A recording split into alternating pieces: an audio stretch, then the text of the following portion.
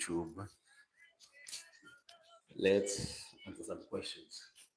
I'm not doing cardio today. Just came back from the gym, so I have some time and some space.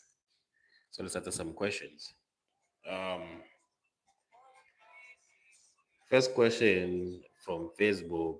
Um, Someone asked, "How many exercises do you do per muscle?"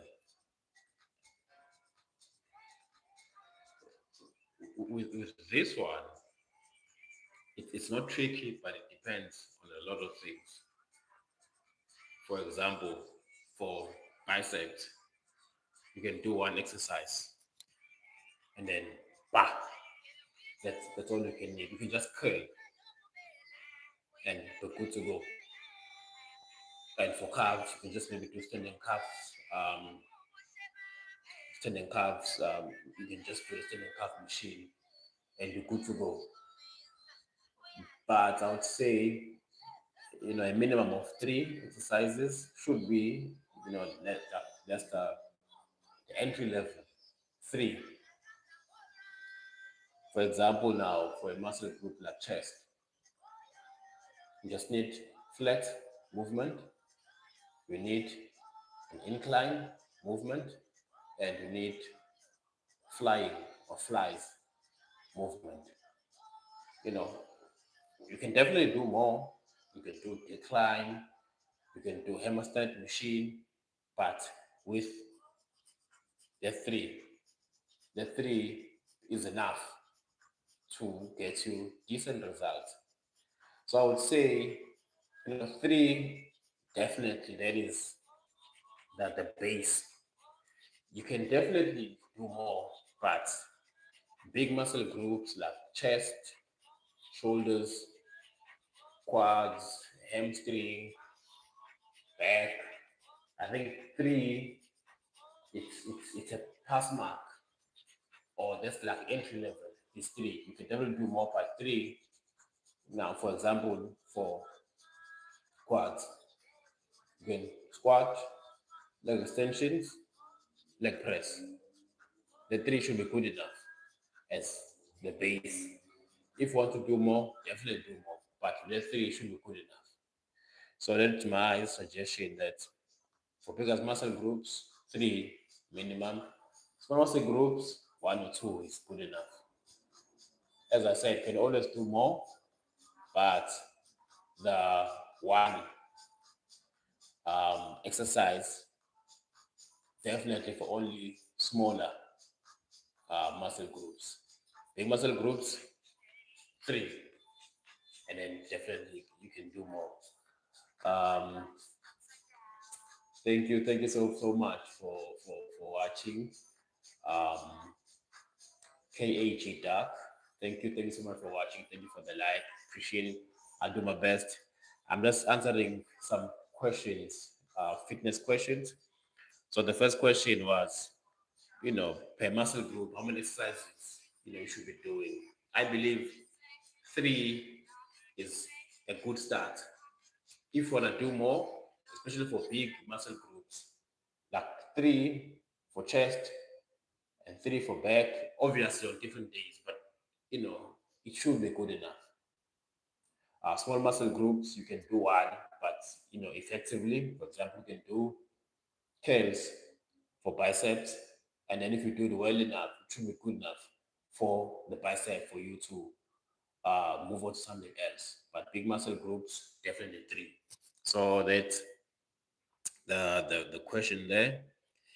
And then another question that I received or I saw was, this person wants to get in 180 grams of protein per day, but they are a vegan.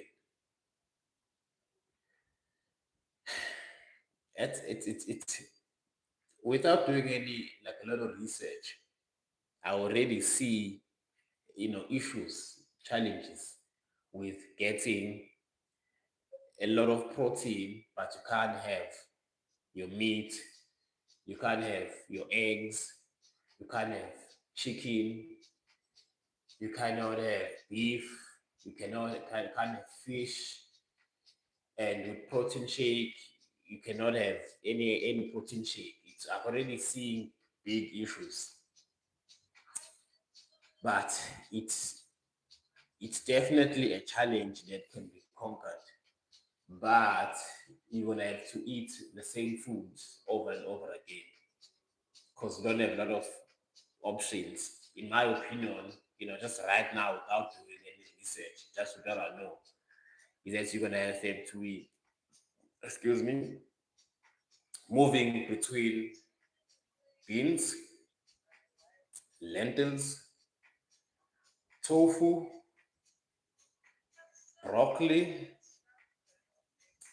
nuts, and vegan protein shake. That would be, those are the options that I can give. Like right now, without doing a lot of research. If you're vegan, try to get a lot of protein in beans, lentils, vegan protein shake, nuts, broccoli. That would be my suggestion. You know, I don't know if you can achieve 180 grams of protein per day, but I think it could be doable if you start eating very early, very early. Dante Yankee says hi. Hey Dante, thank you for watching. If you can subscribe. I'm just answering now some questions. Um, Lungelo, Shobafo, Bruam, I hope you're doing very well. Thank you for watching. Dante says, get out. What do you mean, Dante? Get out, like go outside. Or what do you mean? Um, while I wait for Dante to answer me, I was saying that for a vegan to get maximum or a lot of protein, you don't have a lot of options, but I think you can do it. But you don't have a lot of options, as I said. Beans has a lot of protein. Lentils has a lot of protein. Obviously, vegan protein shake. Um, nuts also has a lot of protein. Broccoli has a lot of protein, but I don't know how much you can get. But those will be the options I can give you if you're vegan, trying to get as much protein as you can. Let's see now what other questions that I have. Lungelo, thank you so much for watching. If you can, kind of subscribe only if you can. I would appreciate the support. And then if you have any questions, just put them in the chat. Thank you for watching. I'm just answering some questions that I got from Facebook and just questions that I've wanted to answer, and hopefully it can assist somebody. So another question that I have is that someone asked, "What is something that you tell someone who's new at the gym to avoid?" This one, it's somewhat complex, so it's a bit a touchy one. Um, for me, who's been training for over 15 years, you know, um, what I would advise someone who's just starting out what to avoid is that, especially now, nowadays with the internet or having access to the internet, Google, ChatGPT, YouTube, Facebook, TikTok. There is a lot of information that is out there. There's a lot of information out there, and it's definitely most of the information out there. It's accurate. It's definitely. Unfortunately, there are those that need to be just double checked. But what I will advise someone just starting out what to avoid is avoid not sticking to a program for less than a month. Meaning now that avoid jumping around when it comes to information. Like you maybe today we do some research and you find out that this diet has shown a lot of positive results, and then you try that diet for 2 days, and then 2 days, 3 days later you find something else now, then jump to that. So I would say someone starting out, try and avoid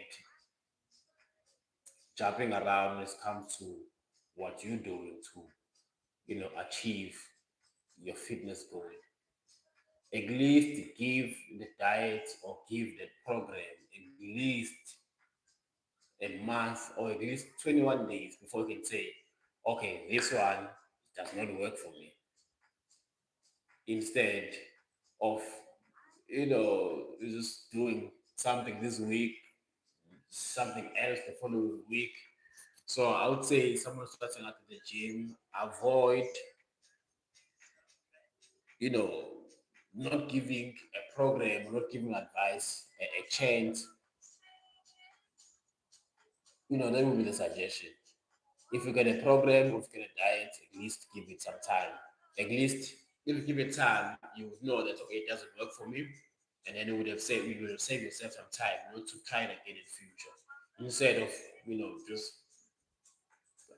complying for a week and then doing something else. So you never know if it worked or not.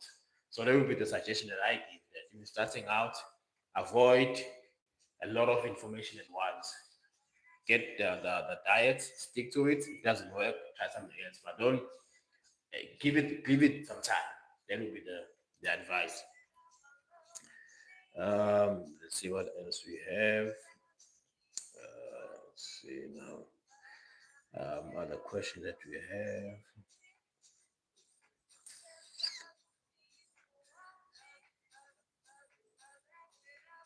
Let's see what other question that we have. Okay, this someone asked. I know calorie deficit is the quickest way to burn fat, but is there a way to accelerate or a more aggressive deficit or more cardio? For this one, if you're already doing calories deficit and want to take it to the next level, but this is not for the week, what you can do is that you're already, eating less and fasting there for 16 to 18 hours. So now you're already eating less, but now restrict the window that you have to eat. That will definitely, get your, weight loss, some, you know, table boost.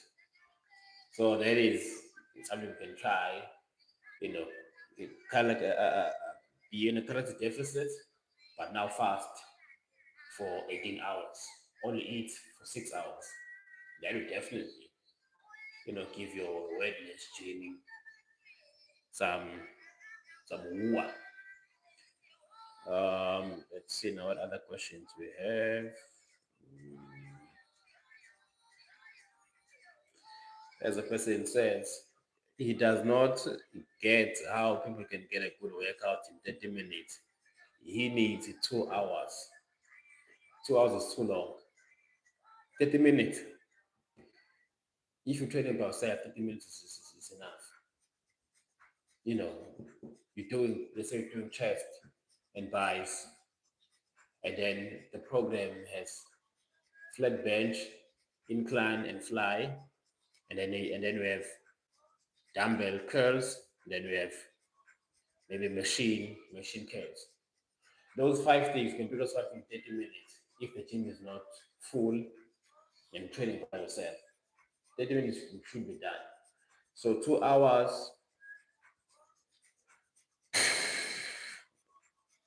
if it's working for you, I'm not gonna say don't do it.